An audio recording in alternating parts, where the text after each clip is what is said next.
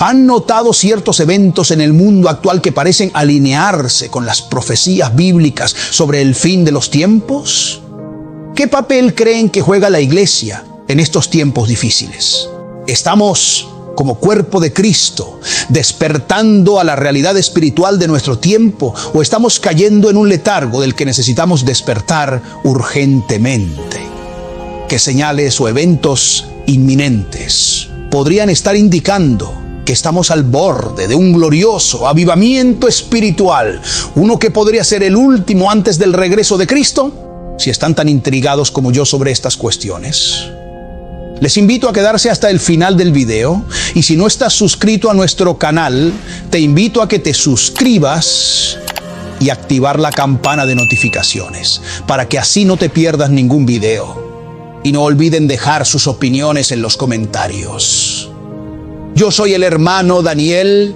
Comencemos. Claramente, al observar nuestro entorno, existen indicadores significativos que nos indican que Cristo Jesús está por llegar. Por ejemplo, la reconstrucción de Jerusalén, Israel, en 1948 es un indicador significativo.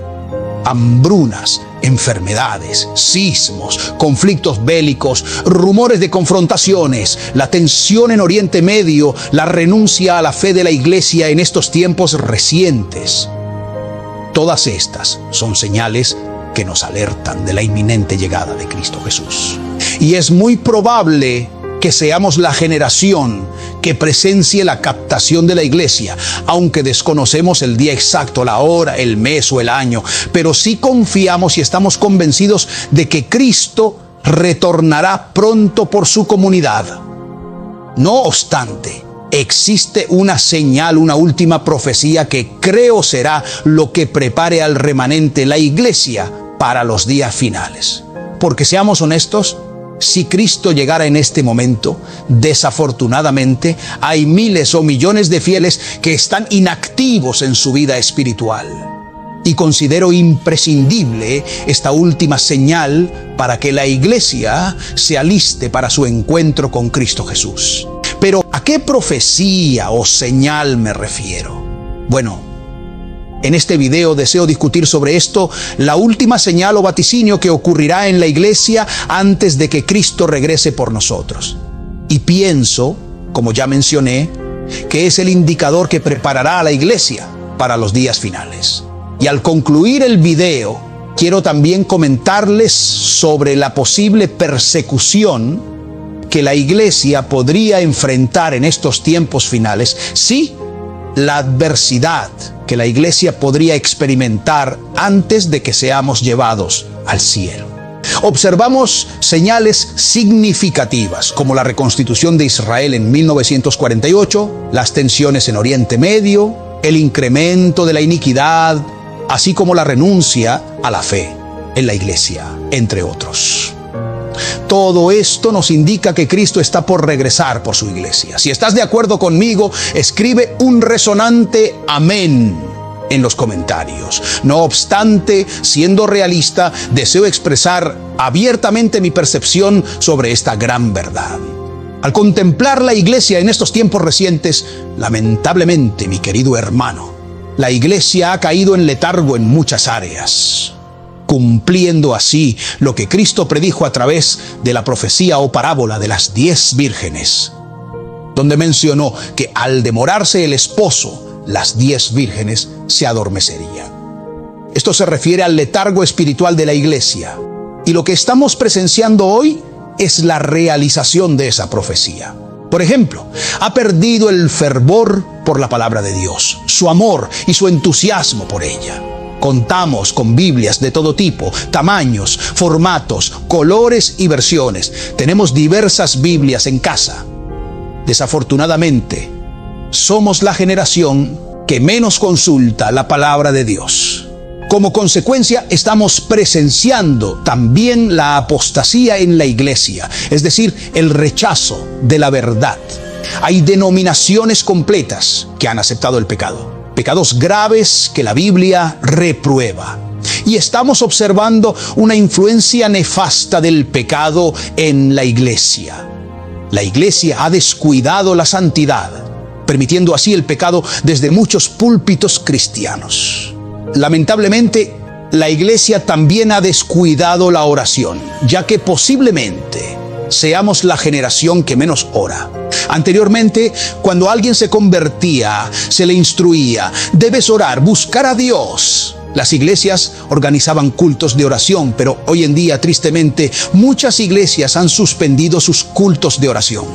Ya no ayunan, ya no oran, ya no vigilan, ya no hay oración antes de los cultos, y hemos transformado los cultos en rituales vacíos y carentes de gloria porque la iglesia ha dejado de orar.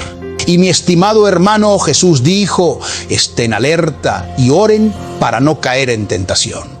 Finalmente, la iglesia incluso ha descuidado aspectos tan cruciales como el evangelismo, permitiendo que los herejes dominen las calles y propaguen sus falsedades, mientras la iglesia permanece en silencio. ¿Saben por qué? Porque la iglesia se ha adormecido, y es una realidad. Muchos del pueblo de Dios en estos últimos tiempos se han desentendido de la palabra, de la oración, del evangelismo, de la santidad, etc. Aunque evidentemente Dios siempre cuenta con un remanente. Lo trágico de esto es que si Cristo viniera hoy, encontraría a mucho de su pueblo adormecido espiritualmente. Por esta razón considero que la última señal, que en mi opinión es un avivamiento glorioso de Dios que reavive a la iglesia, es esencial. Permítame detallar lo que quiero decir. Aunque Dios está en todas partes, su gloria no se manifiesta en todas partes.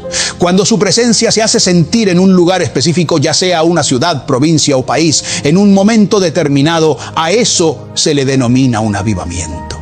Es cuando Dios comienza a influir en el corazón de las personas, provocando un despertar espiritual, llevando al arrepentimiento de pecados, multiplicando las conversiones, impulsando a la iglesia a orar y a redescubrir su pasión por la palabra y el evangelismo. Esto constituye un avivamiento, algo que la iglesia actual urgentemente necesita. Un despertar divino, una intervención del poder de Dios en nuestras comunidades. Lo que ocurrió, por ejemplo, en el libro de Hechos en Pentecostés fue claramente un gran avivamiento. Las personas eran salvadas en masa, los enfermos sanados, los hechiceros abandonaban sus prácticas, los poseídos eran liberados y la obra de Dios se expandía. La gente se convertía a Cristo. Eso es un avivamiento poderoso, un avivamiento que santifica a la iglesia, la prepara y también salva almas. A lo largo de la historia hemos presenciado diversos avivamientos, pero al observar nuestra época y nuestro contexto, notamos cómo es el estado general de la iglesia. Y lamentablemente vemos que la iglesia, como ya mencioné, se ha relajado en muchos aspectos. Sin embargo, hay una profecía que me reconforta y me llena de alegría. La profecía de Joel capítulo 2, donde Dios dice: también vosotros, hijos de Sión, regocijaos y alegraos en Jehová vuestro Dios, porque os ha dado la lluvia temprana a su tiempo, y hará descender sobre vosotros lluvia temprana y tardía, como al principio. Esta palabra me alienta porque nos indica que la lluvia temprana que Dios envió en Pentecostés la derramará nuevamente en los últimos tiempos. Permítanme decirles que esto es necesario y crucial para que la iglesia se reavive. Lo único que reanima a la iglesia es la llegada de un movimiento glorioso de Dios que renueve a su pueblo. Por eso creo que antes de que ocurra el arrebatamiento, Dios enviará, escuchen bien, un breve y glorioso avivamiento al remanente, a la iglesia. Un avivamiento que despertará a muchos y los sacudirá de manera gloriosa para que despierten de su letargo y comiencen a buscar a Dios nuevamente. Esto será lo que rellene las lámparas de muchos que ya no tienen aceite, pero Dios proveerá un último avivamiento para llenar las lámparas de la iglesia con el aceite del Espíritu Santo. Pero quiero señalar algo importante. Esto representa un desafío, tanto para usted como para mí. Siempre que Dios va a enviar un avivamiento, lo hace en respuesta a la oración. En Pentecostés, por ejemplo, la Biblia menciona que estaban reunidos en oración unánime. Evan Roberts oró durante 13 años en Gales hasta que llegó el avivamiento. Dios nunca realizó nada de esto sin que su iglesia lo incitara a través de la oración. Aunque es cierto que Dios es soberano y ha actuado en la historia por su propia voluntad independientemente del hombre, en el caso de los avivamientos ha establecido que su iglesia le suplique diciendo: clama a mí y yo te responderé y te mostraré cosas grandes y ocultas que tú no conoces. Por ello, sí, deseamos presenciar la gloria, si anhelamos ver un último avivamiento en nuestro mundo y en la iglesia, necesitamos clamar a Dios para que ese movimiento glorioso se manifieste. ¿Por qué clamar? Tomemos el ejemplo de Elías. El Señor le dijo que la lluvia volverá sobre Israel, pero él subió a orar 7 veces, por lo que Dios ya había prometido, diciendo: Señor, recuerda tu palabra, envía la lluvia. Y lo hizo 7 veces hasta que recibió la respuesta y se produjo la lluvia de Dios sobre la tierra de Israel. De la misma manera, en estos últimos tiempos, Dios busca a aquellos que sean como antorchas ardientes, que clamen por su presencia, provocando en su iglesia, en su ciudad, en su país, un avivamiento glorioso del poder de Dios que conmueva las ciudades y lleve a muchas vidas a los pies de Cristo.